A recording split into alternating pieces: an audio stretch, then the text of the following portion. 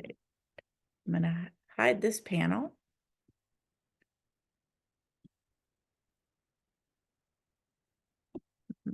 Okay, there we go. All right. We are recording. We're going to get going. So today's objectives, we're going to do section 6.1. So we will be looking at the difference between discrete and continuous random variables. We've done these before, so it won't be brand new information. And we're going to talk about discrete probability distributions and what they look like graphed. Then we're going to talk about the mean of discrete random variables and how to calculate those. And we're going to talk about the expected value and what that means with these discrete variables. And then we're going to compute the standard deviation of the discrete variables. This class probably won't take very long. It'll probably be a shorter class among the classes that we have. So you might get a little break. But it's one of those things where combining both of them, 6.1 and 6.2, is too long, but doing each of them alone is a little bit shorter. So we get to have a shorter class today. So yeah, that's always nice. It's always nice when we get the occasional short class, especially since our last one was kind of long. So I don't like this view. Let me fix this. There we go. All right. I want to be back here. Nope, this is where I want to be. Oh, this is not where I want to be. All right. So a random variable, it's a numerical measure of the outcome from a probability experiment. So basically, if I have a random variable experiment, we're looking at numbers of successes. So I'm wanting to know how many times I rolled, or what were the outcomes when I rolled a dice. And I would just, my random variable would be rolls on a dice. And I would write those down. And this isn't the best example because that is a uniform distribution, but I would just like do tally marks and I would count them. The random variable would be the outcomes on the dice. Or if I'm looking at how many people have, how many years of college did people go to? You got to go to 0, 1, 2, 3, 4, or more. And so the random variable would be how many years of college they went to. So it is a discrete value, but it is numerical. So it's a numerical measure, but it is discrete.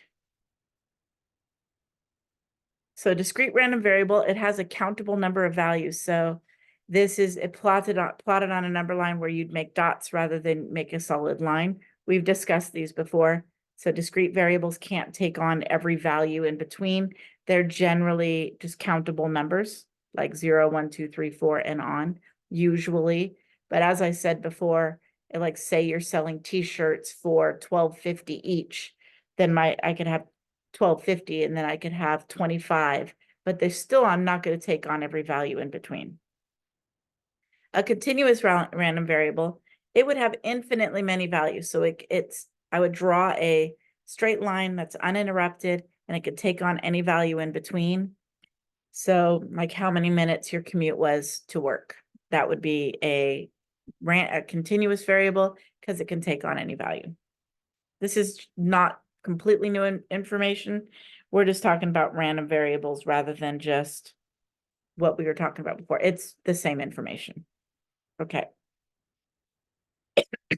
We're going to take a look at these and determine if they are discrete or continuous. So the number of light bulbs that burn out in a room of 10 light bulbs in the next year. So since these are, you can't have half a light bulb burn out, this would be discrete.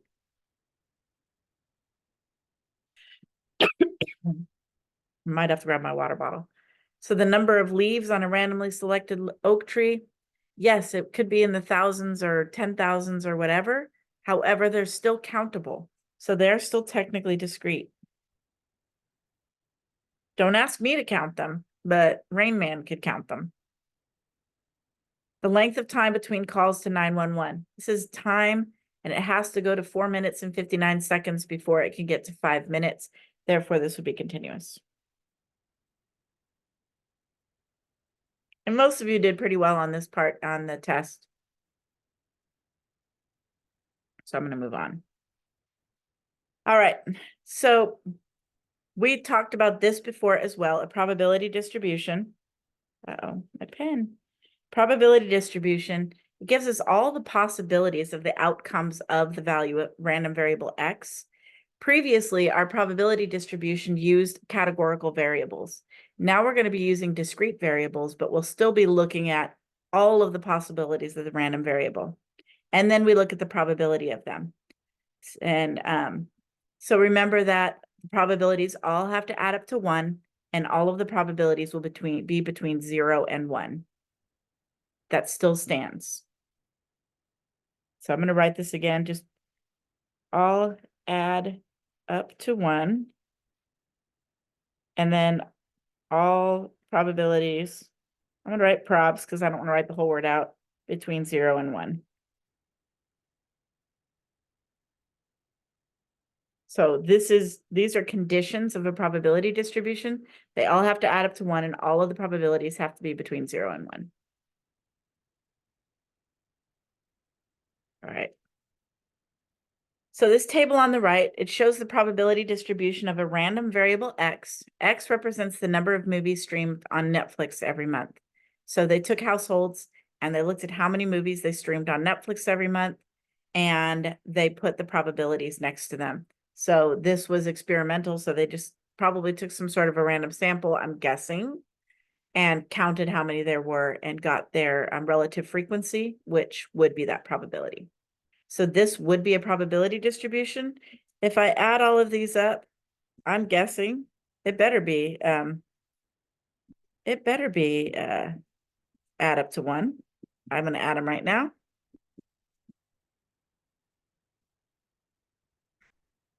They all add up to 1, and every value is in between 0 and 1. So this is a probability distribution. We're going to be coming back to this data a couple of times tonight. Make sure you stop me if you have a question or if I'm confusing. I'll slow down when we get to like the new information. As I said, they all add up to 1, and they're all between 0 and 1. I already said this. These are just funky symbols that say that. So they all add up to 1, and they're all between 0 and 1. Now they just decided to throw the funky symbols in there. This is a capital sigma, just in case you wondered. That's what that is. It's a capital sigma. And then we use standard deviation as a lowercase sigma. Even though mine is really ugly, so I'm just going to get rid of it.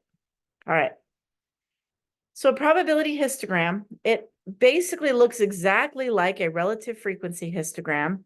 However, instead of calling it relative frequency, we call it probability. It is the exact same thing. It is exactly the same thing. We just like to change the name. So our horizontal axis would be your random variable, and then the vertical axis is the probability. It is exactly the same thing as a relative frequency histogram. No difference. Just probability rather than relative frequency. I will show you. I will show you in a minute. So here's my Netflix data. And then here's the histogram for that. So it just says on the vertical axis, it says probability instead of relative frequency. Otherwise, it's exactly the same thing. As you can see, this is skewed right.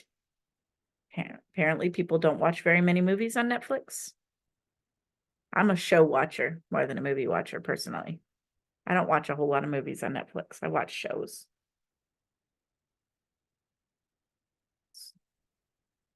The P of X is the Y. Yes. The probability is your Y value, and the random variable outputs are your X value. Good question. So yeah, your probability is that Y value. I'm a person who watches the same show over and over and over again. I don't watch a lot of new shows, but it's not like I sit and watch it. It's just noise in the background while I'm doing other things. MASH. I remember that from when I was a kid. All right.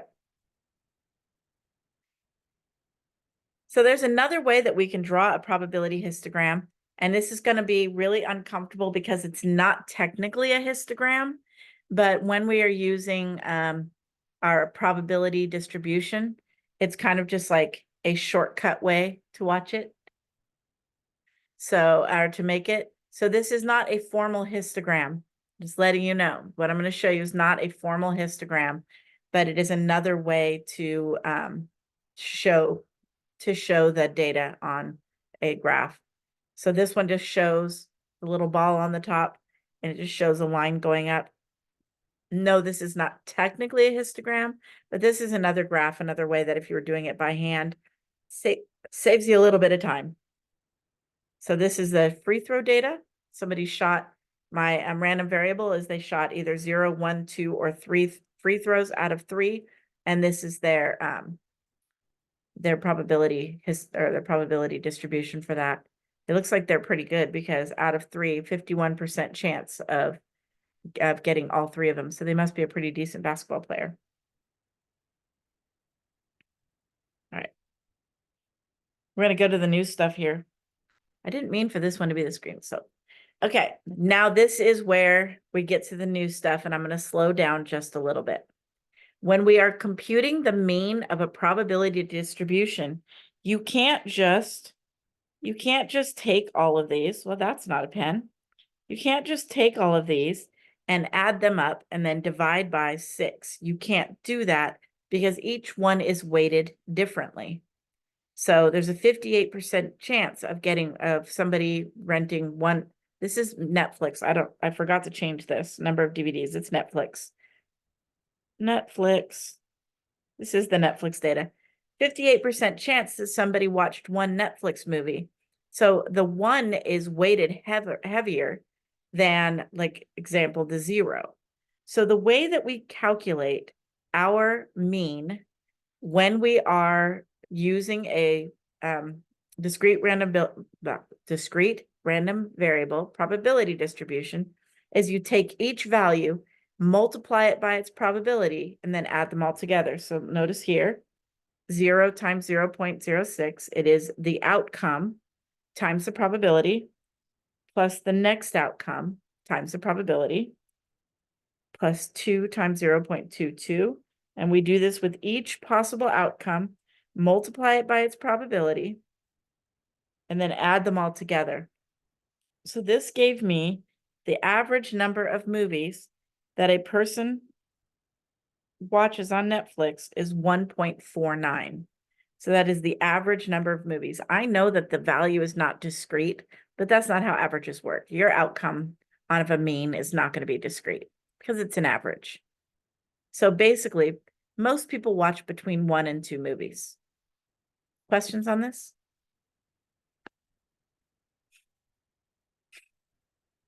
You can sense fancy calculator buttons. They're coming up. Trust me. You will be getting some fancy calculator buttons. Yes, yes, yes. However, most of the time it's pretty quick to calculate on your own. If you only have a few values, it's actually quicker just to do it on your own rather than use the calculator for this one. The standard deviation, originally we were going to do one by hand, and I decided we weren't going to do any by hand, and we're just going to use the calculator. All right, let's go to the next one. So I know this is a whole lot of words, so I'm going to talk about what it means. The mean of the discrete random variable, what it means is that as we repeat this experiment many, many times, many is just a very large number. As we repeat this experiment many times, our average is going to approach that 1.49 or whatever the mean is. So the law of large numbers tells us that when we continue a trial over and over again, our average is going to approach the actual average. That's what this means, this interpretation is. So here's a graph that shows that. So in the beginning, we have a few different people. We randomly sampled some people, and we got all of these weird things and closer and closer and closer until we got to 1.49. Notice how we're getting closer and closer and closer the more trials we have. When we got to 100 trials, we are basically at that line. So the more trials we do, the closer we get.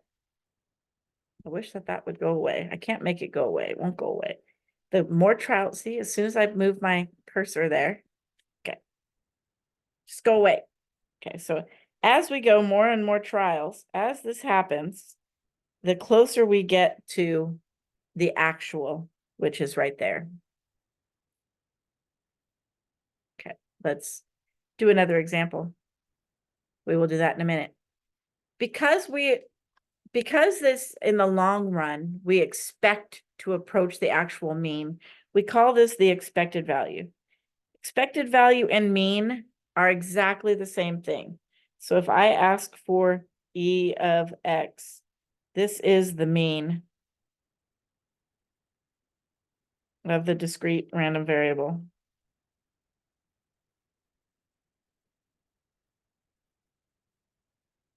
It is, the expected value and mean are exactly the same thing. It's just worded differently for different problems. We'll word them a little bit differently. And so we'll ask what the expected value is. So I know that, for example, casinos, when they create games or they put games out there, they make it so that the expected value is really close to dollar per dollar, but not quite. They make it so that every dollar somebody brings in is worth like $1.01 to them or $1.02 to them. That way, people think that they're going to win. They think that they're going to get big money, but in the end, the house wins. So this expected value becomes really important because the house wins. So let's take a look at a term life insurance policy. See, this one is going to make more sense to do it by hand. And I have to tell you, your next hand-in homework will have a problem very similar to this. So flag it in some way so that you can go back and look at it. So life insurance companies sells a $250,000 one-year term life insurance policy to a 49-year-old female for $530. So she pays $530, and then if she dies within the year, it costs the insurance company that $250,000. But actually, it only costs them $249,470 because you got to subtract the $530 that she paid. So the probability that she survives the year is pretty darn high. She's only 49 years old. Probability she survives is pretty darn high. So these are two different outcomes for my discrete random variable. The insurance company can either gain $530 or they can lose $249,470. Make sense? Okay, let me show you the math here. So I took the $530 times the probability that she makes it, because there's a 99.791% chance that she makes it. Then I took the negative 249,470 and multiplied it by the probability she doesn't make it. Add those two things together, and we get that the insurance company is expected to make average $7.50 off every policy that they sell. If they sell many, many, many policies, obviously, some of these women are probably going to die. So, but not all of them will, or very, very small percent will. Therefore, our expected value is that they will make $7.50 per policy. Questions?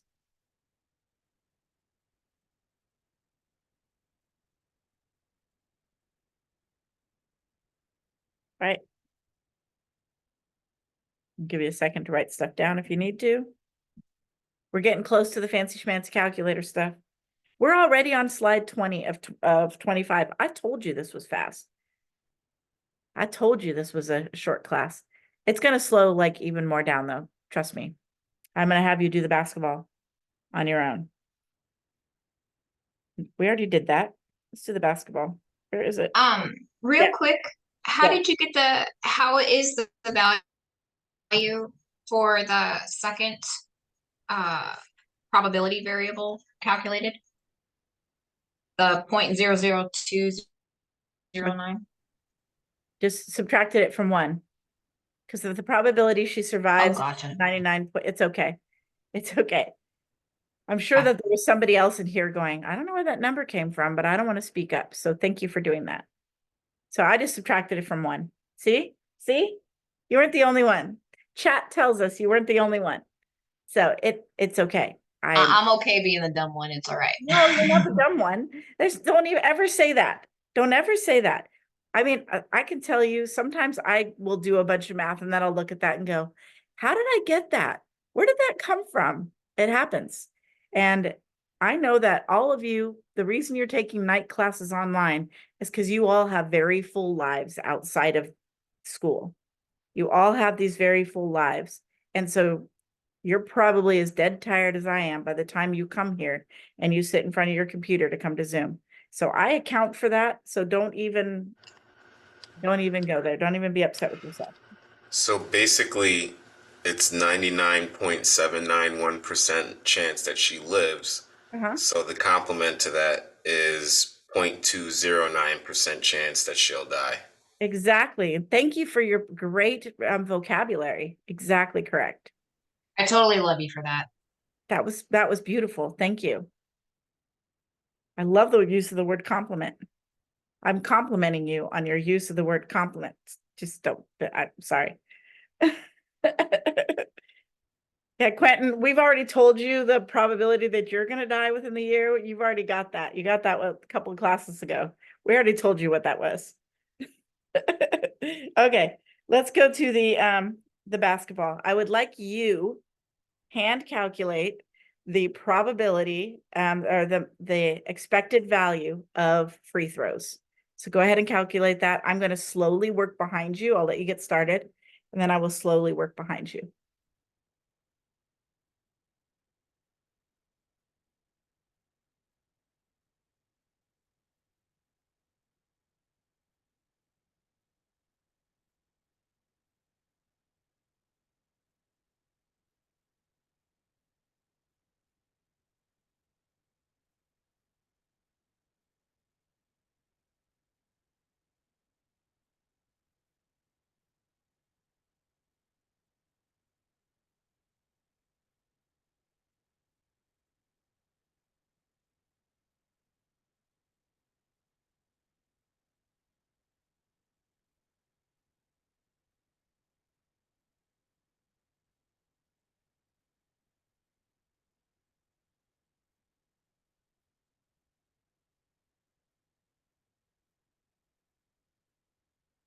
I'm not going to put the answer down. I'll let y'all throw an answer down there.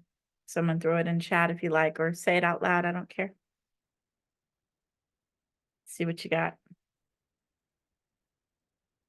Yay!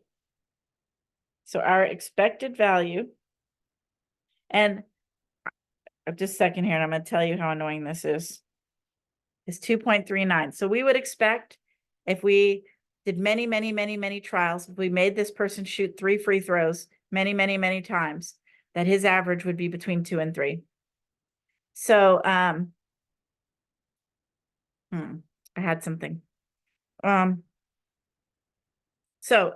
This is going to really annoy you.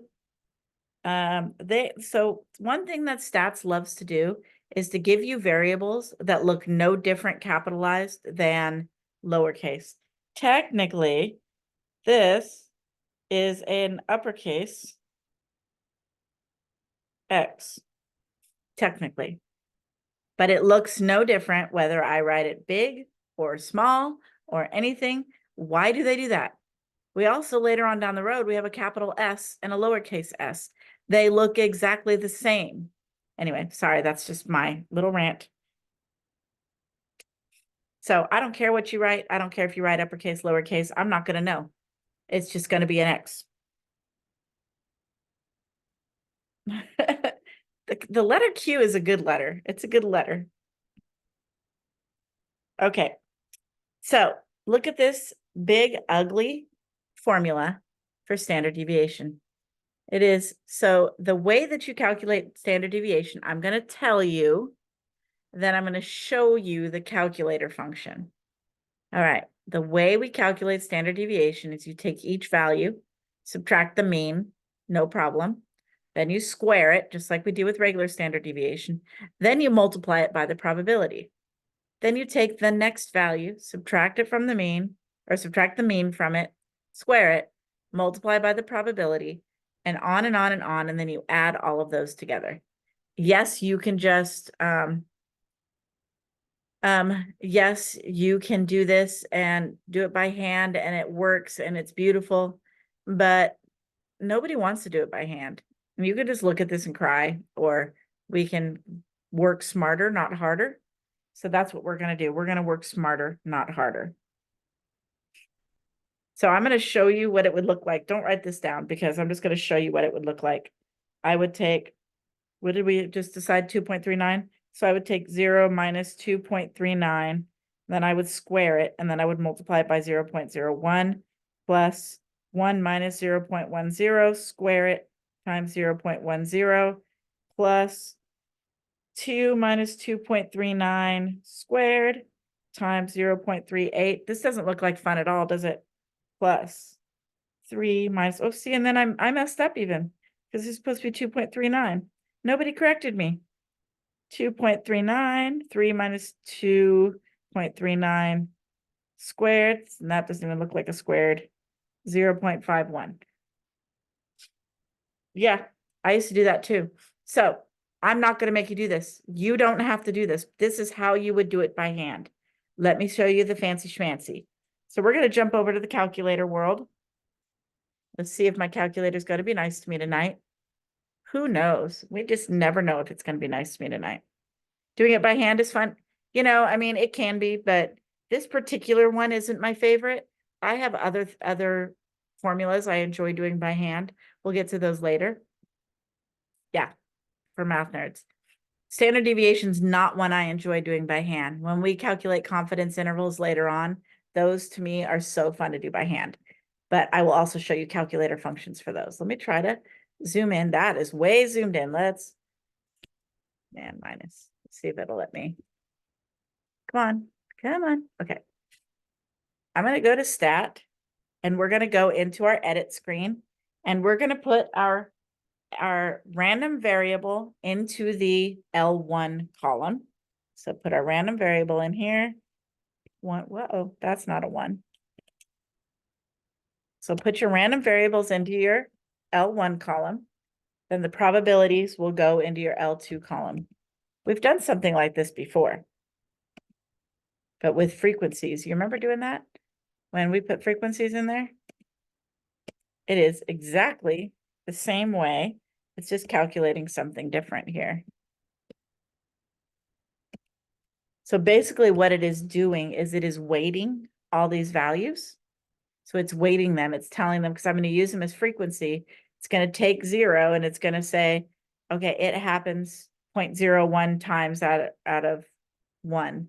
1 happens 0.1 times out of 1. So that's what it's doing. I'm going to give you a second so you can copy this down or get those in your L1 and L2. All right. So I'm going to go to stat and over to one variable statistics. I want my list to be L1. It should already be there, I hope. And I'm going to make my frequency list L2. So second 2 will give me L2. So list is L1, frequency list is L2. When I hit enter, beautiful things happen. Look at that. Mean is exactly what our mean was. How lovely is that? My standard deviation.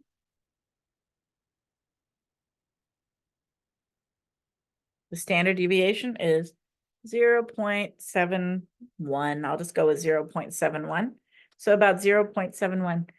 So you must have, take a look. So when it says dimensions mismatch error, it means you have more values in one column than in another. So check and make sure that you didn't typo.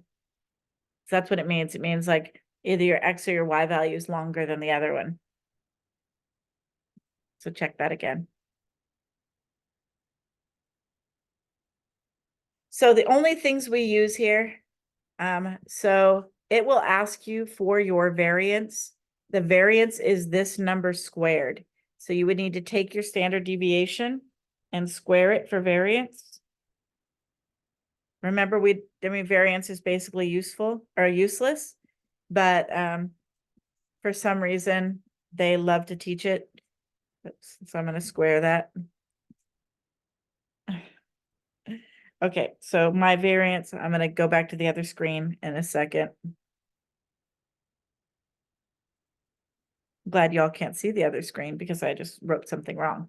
All right, so I'm gonna go back here. So my standard deviation was 0.71. Get that thing off my screen. So my standard deviation was 0.71 and my variance, all I did was I just took the standard deviation and I squared it. It is 0.70562 and I just squared it and that gave me the variance. So if it asks you for variance, just square the standard deviation. Questions before we do another one?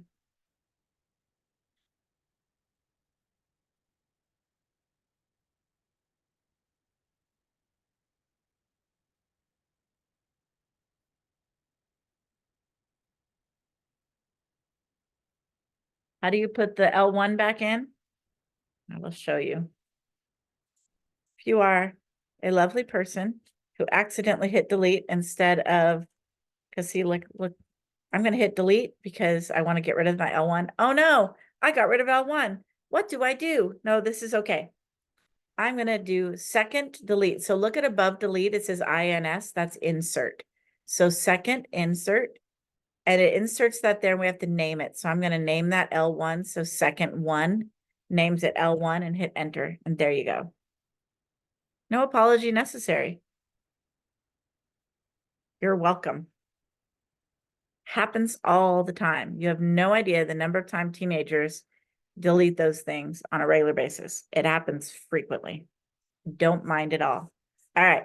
So let's go to the Netflix data. I would like you to use your fancy schmancy calculator, and I would like you to calculate the standard deviation and the variance of the Netflix data. I'm going to be working in my fancy schmancy all by myself. Remember to put the X value in the L1 and the P of X in the L2. And don't delete your L1. Hit, if you're emptying it out, highlight the top and then hit clear, enter, not delete.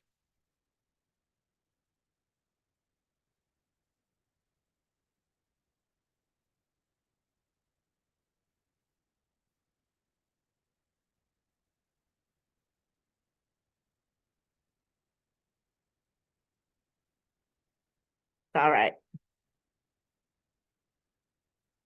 I'll give you all a minute to do that because I know that I'm faster because I've been doing this a while. So I'll just give you a minute.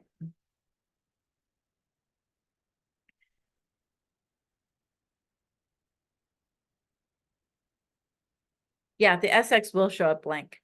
It only gives you the population. It doesn't give you, because the probability has to do with the population technically. It won't give you an SX. It'll only give you the population standard deviation. It's assuming.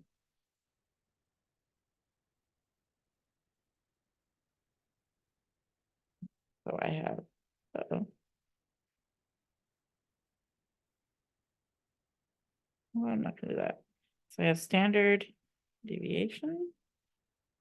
You should have got the same value we got when we calculated. That's not the standard deviation. Your mean should be the same thing as the mean that we got before. If you got the 1.49 for the mean, you probably didn't make a typo.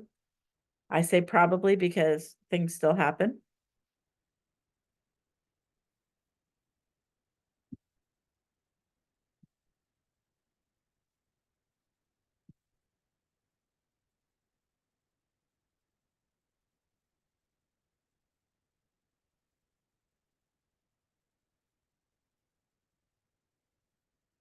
How'd we do?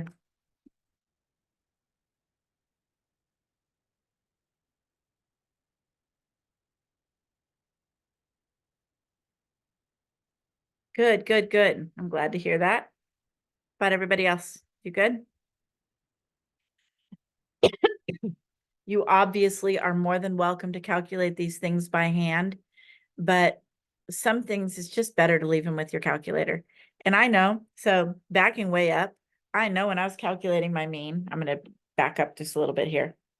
When I was calculating my mean, I am fully aware that here I am multiplying by 0 and that just is meaningless. And I realize here I'm multiplying by 1 when I can just put the value in. I just do it for consistency. I just do it because I want to make sure I am not missing anything, that I am taking everything. Like, okay, I have 4 outcomes for my variable. I have 4 things that I'm adding together. Otherwise, if I left off the 0, it's going to mess me up. But that's just me, that multiplying 0 times the 0.01 is meaningless. It just helps me with consistency. So I'm not going to be upset if you show your work and that's not there on your hand-in homework. I'm not going to be mad. Questions? This was the last slide. I know, actually, I think there's one more. It's blank. I know there's some people that have some questions on the homework, but like right here on what we learned tonight. Any questions?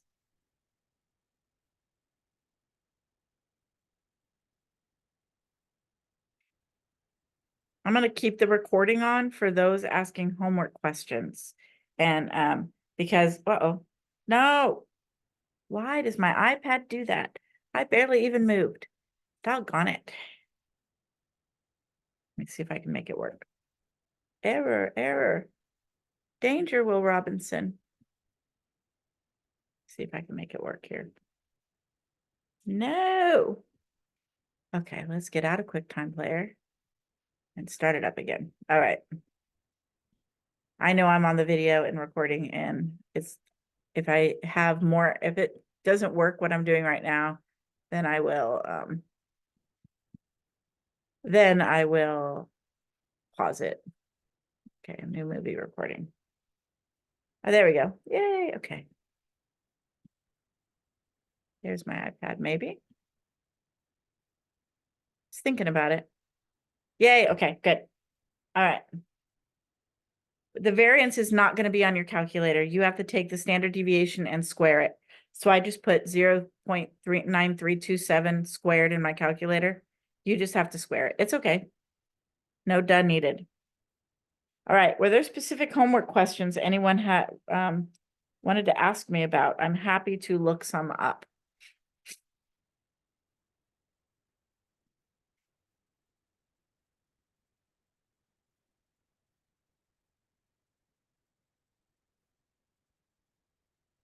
If not, we can be on our merry little way. I will answer them. I mean, as you probably noticed, I will go into the discussions and I will answer them. Will answer them through the messages and whatnots. I'm happy to answer the questions. Oh, having trouble with your answer on the computer. I don't know. 6.2 homework. Okay. Well, I haven't even taught 6.2 homework yet, Clemencia. So I'd rather answer that not before I taught it.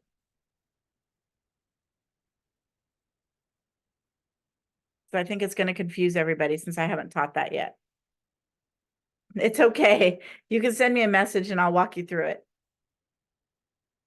I just don't want to confuse anyone and be like, we haven't learned that yet. What is this? You're welcome. Anyone else? Going once, going twice. 3C on the hand-in homework. Okay, let's take a look at the hand-in homework. Let me see if I can get to it easily. That was week 4, I'm assuming, because it's due here. I saw that you asked this in the Salvador, I think you're the one who asked it in the chat. I just hadn't had a chance because it was right before this class. Didn't have a chance to answer it yet. So yes, I just didn't have a chance to answer it yet because I had to come here.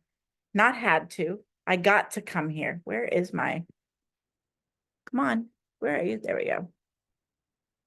Mac sometimes doesn't like to open Word files, so it's probably just sitting here bouncing.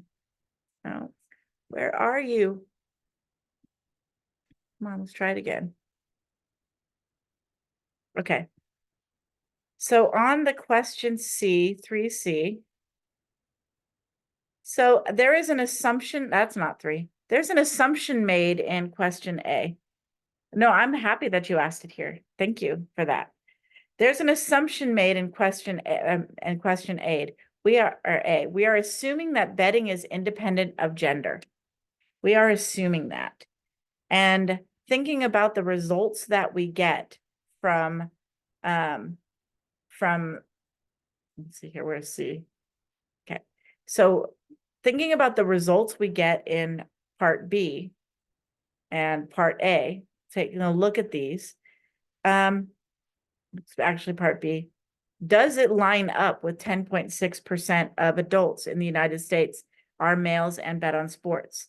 Because if those two things are mutually exclusive,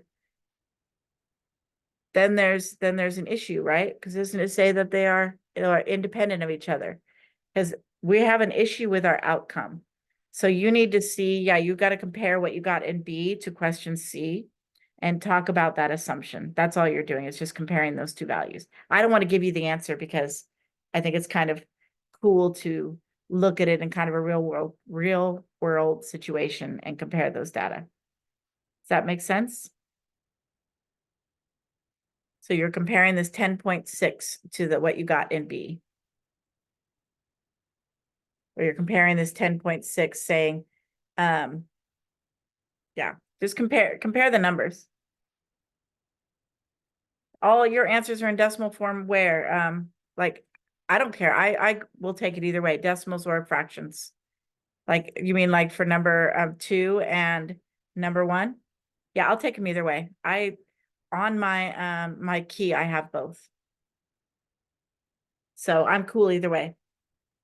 Now, my open math is finicky and they tell you what they want, but I'm happy either way.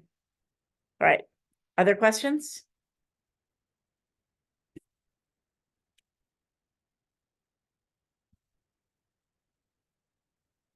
All right, I'm going to stop the recording if I can figure out how to get back there.